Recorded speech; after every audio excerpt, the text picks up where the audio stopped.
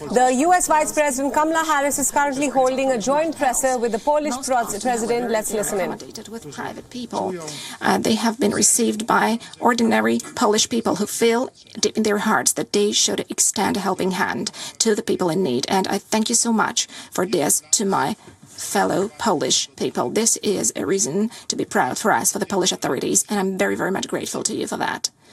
At the same time, I asked Madam Vice President for support, as it is quite obvious that such a huge refugee crisis is a surprise for Poland, and it is a complicated situation for Poland, for the Polish authorities. In the era of the crisis, the prices are growing, of fuel prices are growing, or generally the prices are growing. That is why we do need this support, and I'm going to be hugely grateful for any form of support, because we have to survive this difficult time. And we have to do that by helping our neighbors, because that is extremely important right now. However, first and foremost, we discussed security issues. The presence of Madam Vice President here in Poland is yet another demonstration of U.S. presence in Poland. Next to the U.S. troops that we have here, next to U.S. defensive systems that are protecting our skies today and our land, we also have with us here today the political representation, the top-level political representation of the United States, led by Madam Vice President. And this is a very clear political message where most important things are happening today on the global stage in Europe. We have to rescue Ukraine. All of us are acutely aware of that. All hands should be on board. Ukraine needs to be helped, and we have to stay united in that respect. We need to stand together in this respect within the North Atlantic Alliance, keeping solidarity, speaking absolutely with one voice, just as we have to stand together in the European Union and in all the other international communities. We have to impose more sanctions on Russia. We cannot accept such military activities which bear the characteristics of the features of a genocide, because I don't think that anybody is in any doubt. If hospitals are bombed where pregnant women are staying, where children are staying, when ordinary people are killed, where bombs are dropped, when missiles are launched into residential houses, where there are no military installations, then this is an act of barbarity, bearing the features of a genocide. It aims at eliminating and destroying a nation. Hence, we have to stand and present a very tough stance here as representatives of the free world. And Poland stands here together with the United States of America, just like, I have no doubt about that, all our allies stand with Ukraine and all the honest authorities and states, especially democratic states. And at the end of our conversation, I mentioned the fact that we want to boost our security also on our own here in Poland. Also thanks to the purchase of American equipment for our armed forces. There are already ongoing programs, such as Patriot program, such as HIMARS program, the program of the purchase of F-35s, or the recently started program of the purchase of Abrams tanks for Poland. I asked Madam Vice President that those programs should be accelerated as far as this is possible, because we want to provide this state-of-the-art equipment to our armed forces as soon as possible. If there is such a need, I think everybody can see that. We do not need to comment on this situation. We are able to witness the dramatic scenes unfolding in Ukraine. Every day in the media, you can see those horrifying scenes. But at the same time, we're able to witness the huge heroism and incredible determination of the Ukrainian people. And we stand at the side of the Ukrainian people. We're going to support them with all our strength, but at the same time providing the security of our countries, which is of crucial importance. Once again, thank you very much, Madam Vice President, for coming to Warsaw. Thank you for this demonstration that we stand together and that we are a huge Euro-Atlantic community of freedom and security. Thank you. I'd like to give the floor to Madam Vice President of the United States of America, Madam Kamala Harris. Thank you, President Duda, and for the warm welcome under unfortunate circumstances, given what is happening in Ukraine, our friend. But I thank you for the warm welcome and for the very constructive and productive conversations we had today as part of our ongoing dialogue and friendship that spans generations. I would like to also speak directly to the Polish people I have shared with your President that under his leadership and your leadership has been extraordinary. The world has been watching Poland, Mr. President, your leadership and the leadership of the people of your country. And we've witnessed extraordinary acts of generosity and kindness. We have seen through images on the television, looking at images of ordinary people doing extraordinary things in support of the dignity and the well-being of perfect strangers. So I first and foremost want to express the thanks for the people of the United States, to you, Mr. President, on behalf of our President, Joe Biden, and to the people of Poland for what you are doing every day. It really represents the best of who we are. We are here, and I am here in Poland today, as part of an enduring, long-standing friendship and commitment between the United States and Poland based on shared values and priorities. I am here, standing here on the northern flank, on the eastern flank, talking about what we have in terms of the eastern flank and our NATO allies, and what is at stake at this very moment. What is at stake this very moment are some of the guiding principles around the NATO alliance, and in particular, the issue and the importance of defending sovereignty and territorial integrity, in this case of Ukraine. As President Duda has described, we have been witnessing for weeks, and certainly just in the last 24 hours, atrocities of unimaginable proportion. A maternity hospital, a children's hospital, where we have witnessed pregnant women who were there for care, for one reason, being taken out because they required care because of an act of violence, unprovoked, unjustified. I am here in Poland as an expression of the enduring and important relationship between the United States and Poland that again has been long-standing, but in particular on the issue of Ukraine is unified and is clear. We will do everything together in partnership, in solidarity, to support what is necessary at this very moment in terms of the humanitarian and security needs of Ukraine and the Ukrainian people. Today we discussed, Mr. President, many issues that relate to our special bond also, because I will say as a point of personal privilege, we have a substantial Polish-American community in my hometown of Los Angeles, but throughout the United States, who understands the relationship that we have on many levels, including the diplomatic, but also cultural relationships that span generations.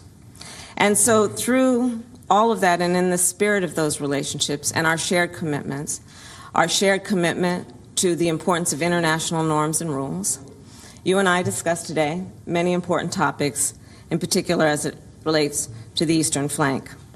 And we talked specifically about what we care deeply about in terms of our commitment, the United States commitment to Article 5. I've said it many times, I will say it again. The United States commitment to Article 5 is ironclad. The United States is prepared to defend every inch of NATO territory. The United States takes seriously that an attack against one is an attack against all. We are here today to restate that commitment, but also to do what we must do to reinforce our support of Poland and our allies through the EU and NATO alliance. In particular, as it relates to troop deployment, we have recently deployed an additional 4,700 American troops to Poland. That's on top of the years of rotation of about 5,000 American troops in Poland. We are pleased to have announced this week that we have directed 2 Patriot missile defense systems to Poland, and today I can announce that we have delivered those Patriot systems to Poland. We do this as a reminder and as a demonstration of our commitment to the security of our allies and our commitment in particular to Poland at this moment in time. As it relates to the people of Ukraine, they have suffered immensely. When we talk about humanitarian aid, it is because, yes, the assistance is necessary, but what compels us also is the moral outrage that all civilized nations feel when we look at what is happening to innocent men, women, children, grandmothers, grandfathers, who are fleeing everything they've known. Our outrage, which compels not only our security assistance, but our humanitarian assistance, is rooted in the fact that also we support the people of Ukraine who have shown extraordinary courage and skill in their willingness and, yes, ability to fight against Putin's war and Russia's aggression. So today we are also announcing, in pursuit of what must happen, which is to provide humanitarian assistance, that we will give another $50 million, the United States will, through the UN's World Food Program, to assist with humanitarian aid. The President and I also talked about the fact that, as he mentioned, Poland has taken in just a very short period of time in excess of 1.5 million refugees in from Ukraine. And that has put an extraordinary burden on Poland and the people of Poland. And so we will continue with the support that we can give you, Mr. President, in terms of the work that you and the people of Poland have been doing to bear this burden, but in a way that really has been with such grace and such generosity. We also are pleased to have shared with the President what our United States Congress has done, which is there is a commitment now of $13.6 billion in humanitarian and security assistance that will be then distributed and shared with Ukraine and the people of this region and Europe. All again understanding that this moment in time requires both a humanitarian response as well as security assistance. And today I'm also pleased to say that we are in ongoing discussions with Poland and our allies about the effectiveness of sanctions thus far and going forward. As we have announced in the United States, we have, through the United States Department of Justice, started a task force to do what is required and necessary and appropriate in terms of investigations as it relates to any criminal activities and behaviors on behalf of institutions and individuals, including oligarchs. We talked, the President and I, about the effectiveness of the sanctions we've seen thus far in terms of the courage and the bold action that has been taken through the NATO alliance to do what is necessary to send a clear signal that there will be, as we promised, severe cost and consequence for Russia's aggression, to the point that we have now seen a free fall of the ruble, to the point that we have now seen that Russia's credit rating has been rated as junk, and what we know to be real economic consequence to Russia because of Putin's war. As you know, the President of the United States also made the decision to do what was necessary in terms of the purchase of Russian oil in the United States. Again, we will continue to focus on this issue, keeping in mind that this is a moment that requires severe and swift consequence for Russia's aggression against Ukraine.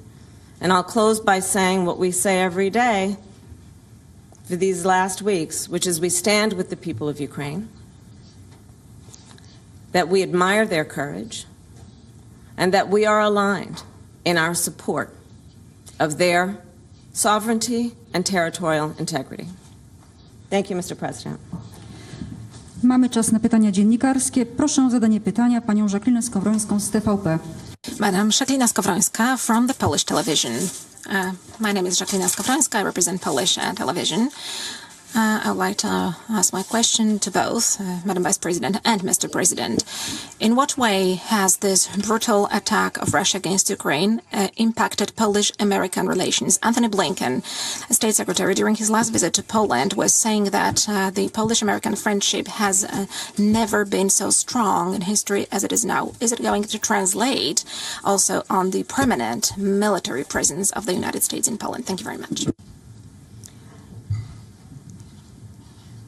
It cannot be said too frequently or strongly enough.